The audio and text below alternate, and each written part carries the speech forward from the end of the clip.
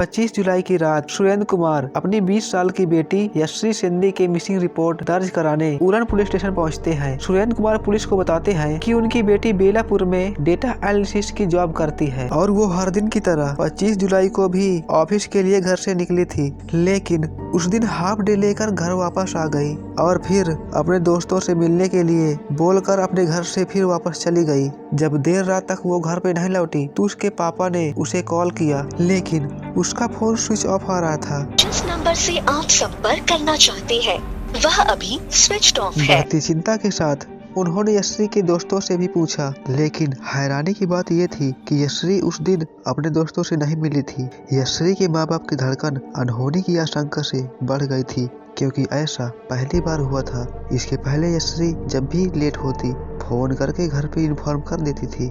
मामले की गंभीरता को देख के पुलिस ने यश्री के पिता की कंप्लेन दर्ज कर ली और जल्द ही कार्रवाई शुरू कर दी। 24 घंटे बीत चुके थे, लेकिन पुलिस को यश्री के बारे में अभी कोई इन्फॉर्मेशन नहीं मिल पाई थी। गुजरते वक्त के साथ माँ बाप की उम्मीदें भी कमजोर पड़ती जा रही थी, लेकिन इसी बीच रात 2 बजे उरण पुलिस स्टेशन के एक ऑफिसर को कॉल आता है। कॉल करने वाला शख्स उन्हें बताता है कि कोट नाके के सुनसान इलाके में पेट्रोल पंप के पास उन्हें एक लड़की की खून से लथपथ लाश मिली, जिसे कुत्ते नोच नोच कर बड़े बेरहमी से खा रहे थे। बिना किसी देरी के जब पुलिस वहां पे पहुंची तो उन्होंने देखा कूड़े के ढेर के पास एक लड़की की लाश बुरे कंडीशन में पड़ी हुई थी। उस लड़की की बॉडी पर तेज धारदार हथियार से किए गए वार के निशान थे और उसकी बॉडी पूरी तरह खून से लथपथ थी और चेहरे को इस कदर कुचला गया था कि पहचान कर पाना बहुत मुश्किल था। और तुरंत ही पुलिस ने बॉडी को पोस्टमार्टम के लिए भेज दिया। ऐसी हाई पॉसिबिलिटी थी कि ये बॉडी यश्री की ही हो, लेकिन फेस इतना डैमेज होने के कारण पुलिस को पहचान करना बहुत मुश्किल था। इसलिए उन्होंने यश्री के माता पिता को हॉस्पिटल आके बॉडी को पहचान करने के लिए बताया। कोई भी माँ बाप ये नहीं चाहते कि उन्हें ऐसा दिन देखना पड़े। अंदर डर और घबराहट के साथ दिल के कोने में एक आस लिए सुरेंद्र और उसकी वाइफ हॉस्पिटल पहुंचे, ये मिन्नत करते हुए कि ये उनकी बेटी ना हो। लेकिन जिस अनहोनी का डर उन्हें सता रहा था वो ना चाहते हुए भी सच हो गई।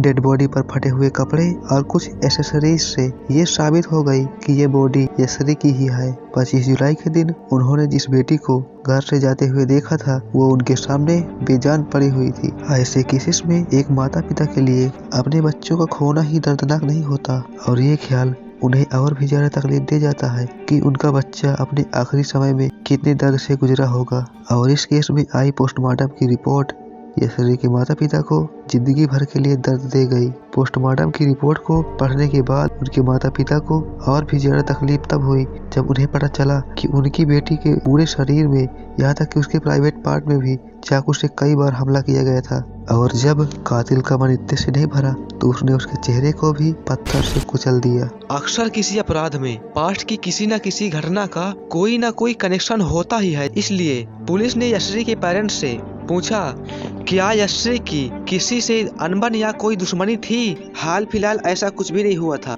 लेकिन आज से 5 साल पहले एक घटना हुई थी जिसके बारे में उन्होंने पुलिस को बताना शुरू कर दिया। ये बात है साल 2019 की। उन्हीं के इलाके में रहने वाला एक लड़का जो पेशे से बस कंडक्टर था, यश्री को स्कूल और कोचिंग से आते जाते हुए यश्री का पीछा करता और उसे परेशान करता था। लेकिन एक दिन सुरेंद्र कुमार ने उस लड़के को अपनी बेटी से कुछ कहते हुए देखा। उस वक्त वो लड़का 23 साल का था, लेकिन यश्री नाबालिग थी। उस लड़के का नाम दाऊद शेख था, जिसे सुरेंद्र कुमार के कहने पर पुलिस ने अरेस्ट किया था। यही पुलिस की एक टीम दाऊद के केस को निकलवाती है और दूसरी टीम यश्री की फोन की लास्ट लोकेशन को और आसपास के लगे सीसीटीवी कैमरास को खंगालने में लग जाती है। कोर्ट से मिली जानकारी के द्वारा पुलिस को यह पता चलता है 1.5 महीने में ही दाऊद शेख बेल पर बाहर आ गया था। Another shocking story where a 20-year-old woman has been murdered in Navi Mumbai। यश्री हत्याकांड में गिरफ्तारी हुई है। पुलिस ने आरोपी दाऊद को गिरफ्तार कर लिया।